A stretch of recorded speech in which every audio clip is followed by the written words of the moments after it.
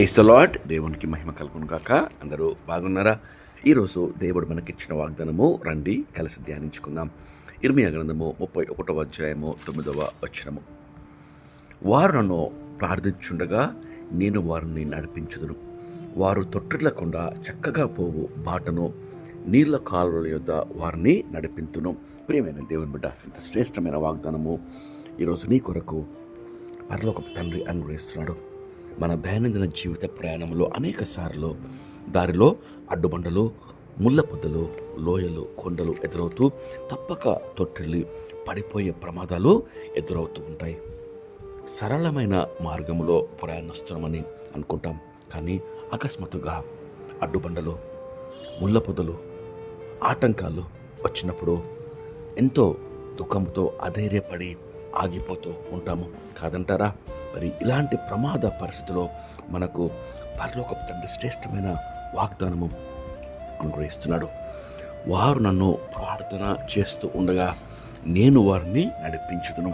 ఈ దినమందు ప్రాముఖ్యమైన ఆజ్ఞ మనం జ్ఞాపకం చేసుకోవాలి. ప్రార్థనతో మన ప్రయాణాలు ప్రారంభించాలి.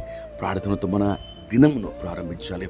మన ప్రతి పరిస్థితిలో, అన్ని సందర్భాల్లో ప్రార్థనతో దేవుని సన్నిధి తాకినప్పుడు, ఆయన సన్నిధిలో మనం కనిపెట్టినప్పుడు ఎటువంటి ఇరుకైన, ప్రమాదమైన, కఠినమైన మార్గాల్లో మనం వెళ్తున్నప్పటికీ ప్రతి మార్గము దేవుడు సరళముగా, చక్కగా, తిన్నగా చేస్తానని వాగ్దానం చేస్తున్నాడు. మరి వాక్యంలో గమనిస్తే నీటి కాలువల యొద్ద నేను వారిని నడిపించును అనగా ఆదరణ, మరి నెమ్మది, మరి విశ్రాంతి గల మార్గంలో సేద తీర్చే నీటి కాలువల దగ్గర నడిపిస్తా అని అభయం ఇస్తున్నాడు. కాబట్టి ప్రియ దేవుని బిడ్డ, ఈ దినమందు దేవుని సన్నిధిలో ప్రార్థన చేద్దాం.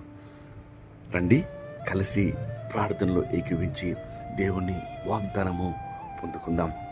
మహాపరిశుద్ధమైన మా ప్రియమైన పరలోకపు తండ్రి, కృపగల దేవ, మీరు ఇచ్చిన శ్రేష్టమైన వాగ్దానంకై మీకు ఎంతో స్తోత్రం చెల్లిస్తున్నాం ప్రభువా. వారు ప్రార్థన చేస్తుండగా నిన్ను వారు నడిపించాలని వాగ్దానం చేస్తున్నారు. ఈ దినమందు ప్రార్థనలో ఏకీభించిన ప్రతి ఒక్కరిని మీరు జ్ఞాపకం చేసుకోండి ప్రభువా. ఉదయకాలమే నీ సన్నిధిలో ప్రభావ కనిపెడుతుండగా ప్రభువా, వారి మార్గంలో ప్రతి అడ్డుబండలు, ప్రతి ప్రమాదాలు, ప్రతి చిక్కులు, ముండ్ల పొదలు ప్రభావ తీసివేసి సరళమైన, తిన్ననైన, నెమ్మదైన మార్గంలో వారిని నడిపిస్తూ ప్రభువా, నీటి కాలువల యొద్ద అనగా సేద తీర్చే స్థలాల్లో, నెమ్మదైన స్థలాలకు ప్రభువా అయ్యా వారిని నడిపించి ప్రభువా, ఈ దినమంతటి కావాల్సిన కృప, కాపుదల, నెమ్మది, భద్రత వీళ్ళందరికీ అనుగ్రహించి మనం వేడుకొంచు. ఈ దినమందు బర్త్డేస్, యానివర్సరీ చెప్పిన వారందరినీ దీవించి నూతన సంవత్సరం అనే దయకిరీటం దయచేస్తున్నారయ్యా.